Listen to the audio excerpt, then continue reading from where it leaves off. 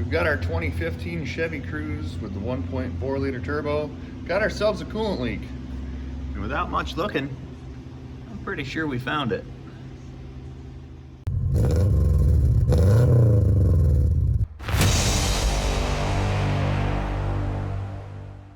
So I've been seeing it more and more often with these Cruzes with the 1.4s. Water outlets. They just crack under the pressure and the heat that they go through on a daily basis. So you got a 7mm or just a flathead screwdriver on that. We're gonna get that plug off the throttle body, get the plug off of this charge pipe, get the lock tab back, get that out of the way.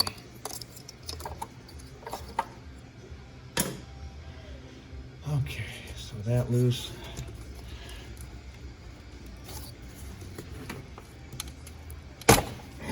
Move that. All right. So this is more or less going to expose what we're dealing with down here. And this is the water outlet right here. And it cracks on this, well, for lack of a better term, this tree here. So this is your ECT sensor right there. Now, even with the car not on, when you disconnect this circuit, you are most likely going to get a check engine light for ECT. So the next time we go to start this, the cooling fans are going to turn on and just go bonkers. So you'll have to clear the codes after you do that, unless you disconnect the battery first. So this cooling system is fairly drained. There's not much. Yeah, there's nothing that came out. You need to drain this system. The petcock on the radiator is on the passenger side. A couple Torx bits that you can get off and move the undershield to access it.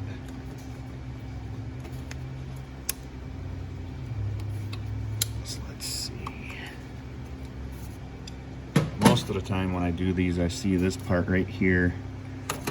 Yep, it's rotten. It just cracks, explodes, and then just sprays coolant everywhere. And also, there's a seam right here on this connector, this little outlet. I can see it just by wiggling it up and down. I can see that seam starting to separate. So it's really common failure, like I said. There's just a little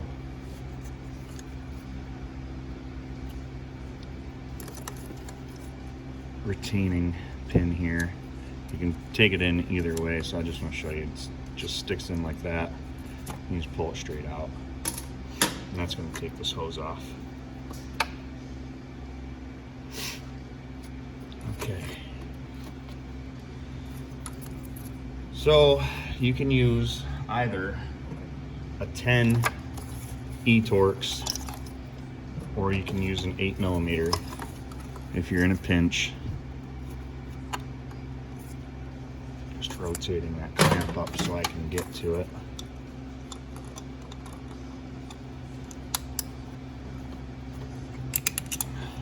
Barely any coolant in the system.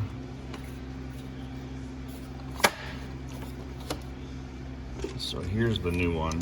So you got 1, 2, 3 bolts that hold this onto the side of the head.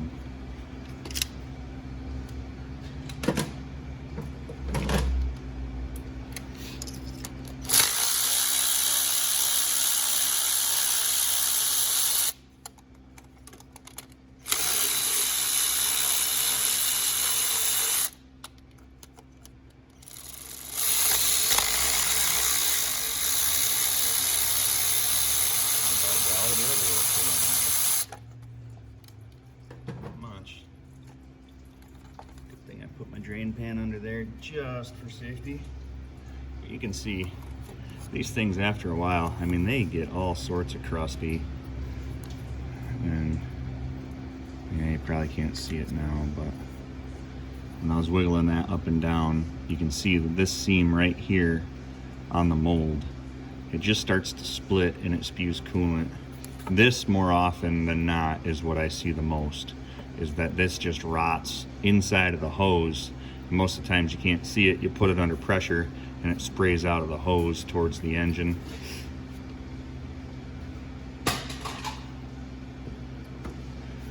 So just take a rag and do an initial sweep right there. Try to clean that off a little bit. A little bit of steel wool or Scotch-Brite. Depends on where you're from and what you want to call it. Just want that mounting surface nice and clean.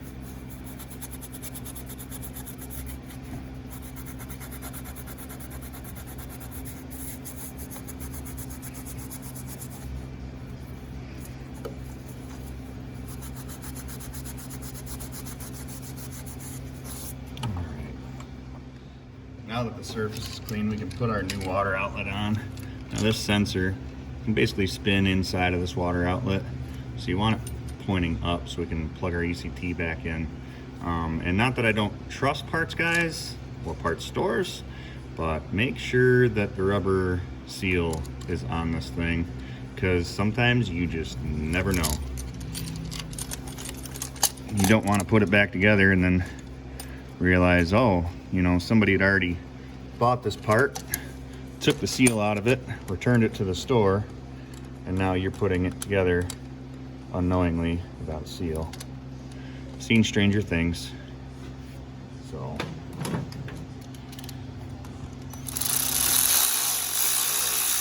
just always worth that little bit of extra precaution, that's all I'm saying.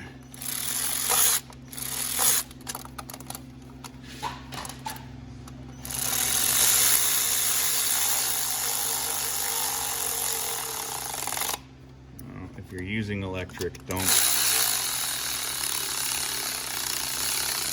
go bonkers on your initial tightening. Just get it snug, and then preferably use a ratchet or something so you can feel how tight you're actually getting it.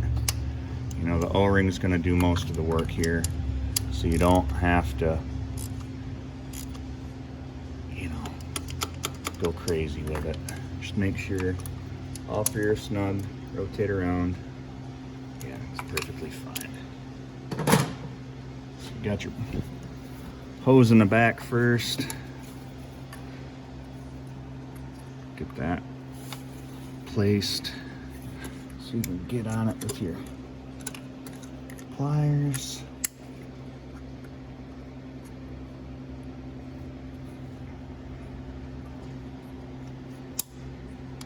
Slide it on. And also when you're doing this, if you're in the northern states, Rust Belt, make sure that when you're squeezing these connectors, the snap rings, my God, what am I trying to say? Help me out here. When you're squeezing these clamps, if you're in the northern states and you're squeezing these clamps and you don't feel a whole lot of tension, just replace it with a regular hose clamp, or if you have spares of those laying around, just replace them. It is not worth the hassle to come back in here because, you know, the clamp rotted. I see it a lot. Go to grab onto these things and they just fall apart. And actually this one I'm not super happy with. Spray that off and see what we're working with here. Oh, it's actually not too bad.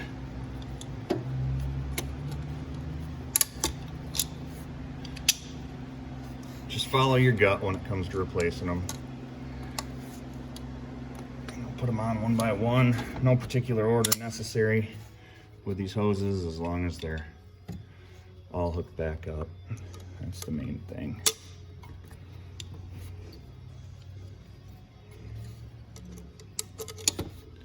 My Lord, if my hands would just work correctly. Getting laid out here. Now, this is the hose that goes up to the degas bottle, and it plugs in right here. You know, it's got this little half-hearted connector on it. You know, just be careful when you're taking this sucker off, because it is kind of temperamental. You can kind of get your screwdriver under it, pop it, and it pops right off.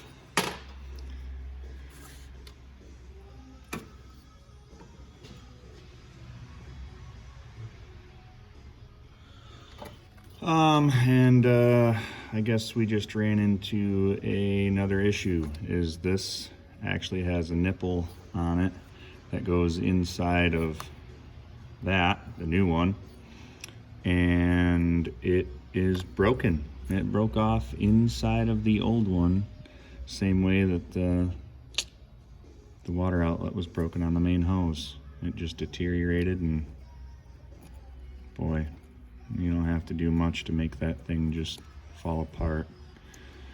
So, I guess we'll figure out how to do that. So that put us in a little conundrum with that that hose breaking off inside of the old outlet. But huzzah! Part store wasn't closed. So that saved us from having to spend the weekend in the garage. So we can take this little guy out, get that out of the way, get this old hose off of the degas bottle.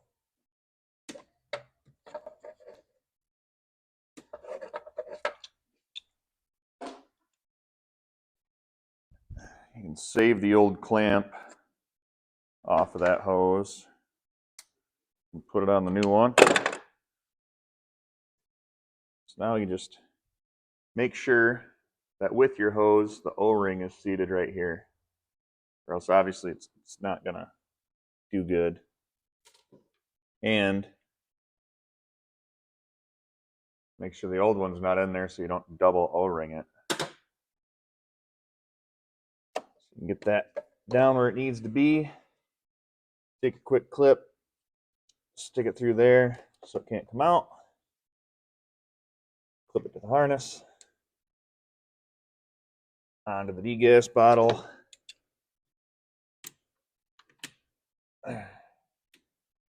And just like that, crisis averted for another 30 bucks.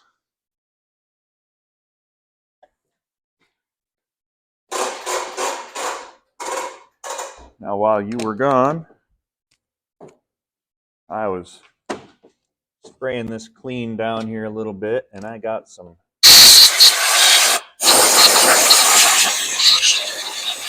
stuff where it didn't need to be. Best way to put it.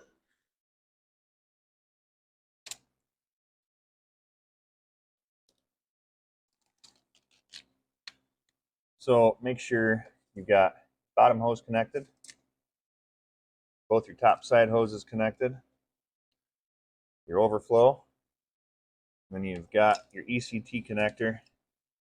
Plug that back in.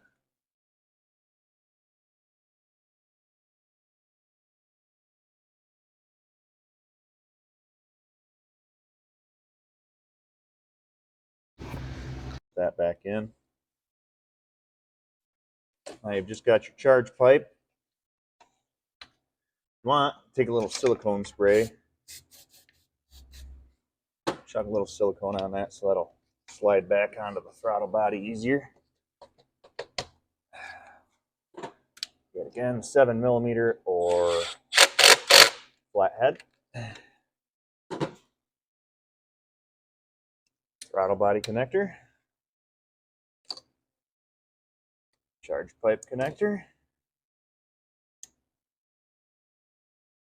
And that's all set.